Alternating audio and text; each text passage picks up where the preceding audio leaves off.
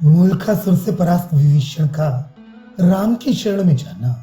रामदास जी कहते हैं, कुंभकर्ण के बेटे निकुंभ की गर्भिणी स्त्री बच्चा पैदा करने के लिए किसी दूसरे द्वीप में रहने वाले अपने पिता के घर गई थी। जब राम के साथ युद्ध करके रावण वंश समेत नष्ट हो गया, तब उसके गर्भ से पौंड्रक नाम का पुत्र जायमान हुआ। शीणा नदी के तट पर मायापुरी नाम की नगरी में 100 सिर वाला रावण रहता था। उसकी 200 भुजाएं थी। पौंड्रक ने उस रावण की सहायता से विभीषण को परास्त कर दिया और शतानन रावण के साथ लंका का राज्य स्वयं करने लगा। उस समय विभीषण राम के पास गए और उन्होंने अपना सब वृतांत सुनाया। मित्र की उस दुखभरी कहानी को सुनकर राम, सीता और विभीषण के साथ लंका को चल दिए।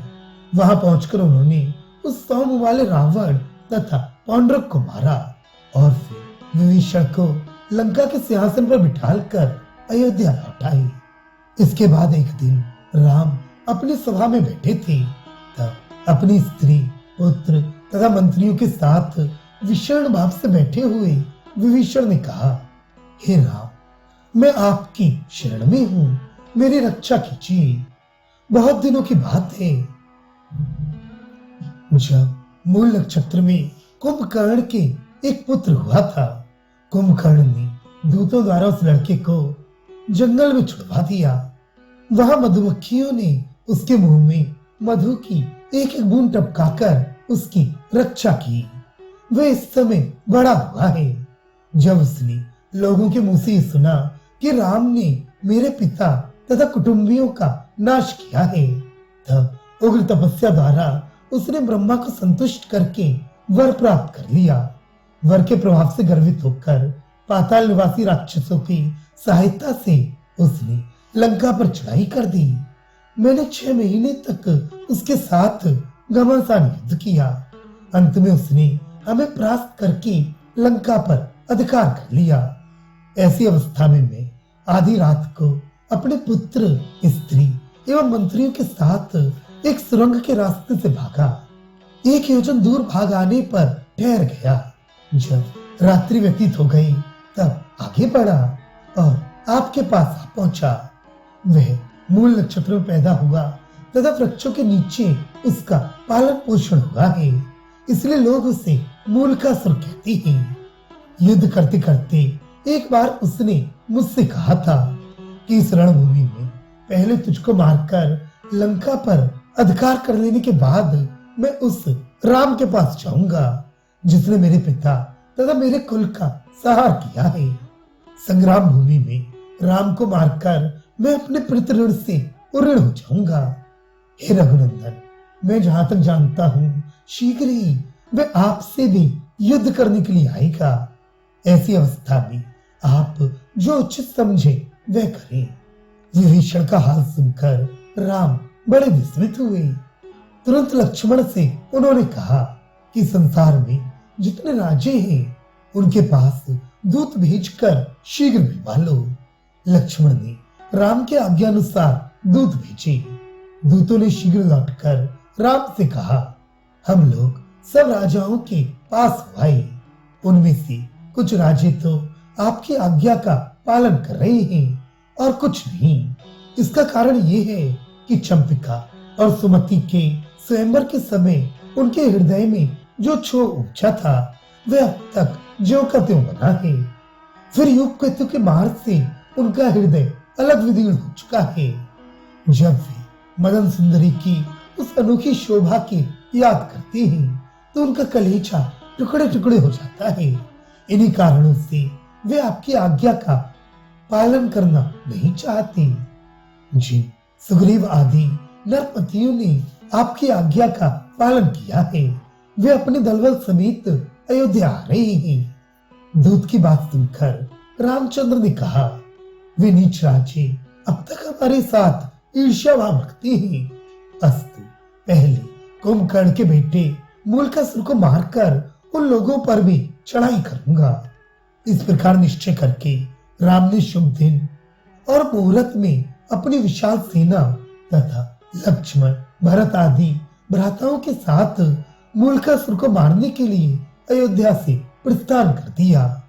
पुरी के बाहर आकर उन्होंने कुछ सेना के साथ युवकेतु को अयोध्या की रक्षा के लिए छोड़ दिया और बाकी कुछ आदि 7 लड़कों को अपने साथ ले गए। राम ने यात्रा के समय सारी सेना को पुष्पक विमान पर बिठा लिया। रास्ते में राम के अनुगामी राजे भी अपनी अपनी सेना के साथ आकर राम से मिल गए। उन लोगों को भी राम ने विमान में बिठा लिया। इस यात्रा में सुग्रीव 18 पद्म बंदरों के साथ आई थी। आकाश मार्ग से अनेकों देशों को देखते हुए वे लंका की ओर बढ़े और अल्प समय में ही निर्दिष्ट स्थान पर पहुंच गए। उधर जब मूलकासुर ने ये समाचार सुना तब रामचंद्र के साथ युद्ध करने के लिए 10 करोड़ सेना लेकर लंका के बाहर वाले मैदान में आ डटा। उस समय ब्रह्मा के वरदान से वह बड़े घमंड में था। फिर क्या कहना था, राक्षसगण वानरों को लातों से मारने लगे। वानर युद्ध ने पहाड़ के बड़े बड़े टुकड़ों तथा वृक्षों से प्रहार करना आरंभ कर दिया। इस तरह 7 दिन तक उन दोनों सेनाओं में घमासान युद्ध होता रहा। उस संग्राम में जो वानर मरते थे तो हनुमान जी द्रोणाचल पर्वत वाली औषधि लाकर उन्हें जीवित कर दिया करते थे। 8वें रोज राक्षसों की 1/4 सेना रह गई, शेष सब मार डाले गए। मूलकासुर ने जब देखा कि अब थोड़े से राक्षस बच रह गए हैं तो क्रुद्ध होकर अपने मंत्रियों, सेनापतियों और सेना को भेजकर उसने बड़ी वीरता के साथ लड़ने को ललकारा। उधर जब रामदल के वीरों ने देखा कि राक्षसों की और भी सेना आ गई है और वे अपनी तोपों, तलवारों, बंदूकों आदि से मेरी सेना को मारकर ढेर किए दे रहे हैं, तब वे भी ताल, तमाल, हिताल आदि वृक्षों तथा पर्वतों के बड़ी बड़ी चट्टानों को लेकर फिर तुमुल युद्ध करने लगे और थोड़ी ही देर में शत्रु के मंत्री, सेनापति तथा सेना को यमपुर पहुंचा दिया। जब मूलकासुर ने सुना कि वह सेना भी साफ हो गई तो मारे क्रोध के तमतमा उठा और स्वयं एक दिव्य रथ पर सवार हो तथा थोड़ी सी सेना साथ लेकर लड़ने को चल पड़ा। राम के पार्श्ववर्ती राजाओं ने जब उसे लड़ने को तैयार देखा तो वे हजारों राजे भी परखर बांध कर मैदान में आ गए। उन लोगों ने दुंदुभों की घनघोर गर्जना के साथ उस राक्षस पर बाण वर्षा प्रारंभ कर दी, लेकिन मूलकासुर ने क्षण भर में उन लोगों को मूर्छित कर दिया। जब राजाओं को मूर्छित देखा तो रामचंद्र की आज्ञा से सुमंत्र आदि मंत्री अपनी अपनी सेना के साथ लड़ने के लिए आ डटे। मंत्री भी बेहोश हो गए तो कुश आदि बालक आकर लड़ने लगे। कुश आदि के वहां पहुंचने पर भीषण युद्ध हुआ।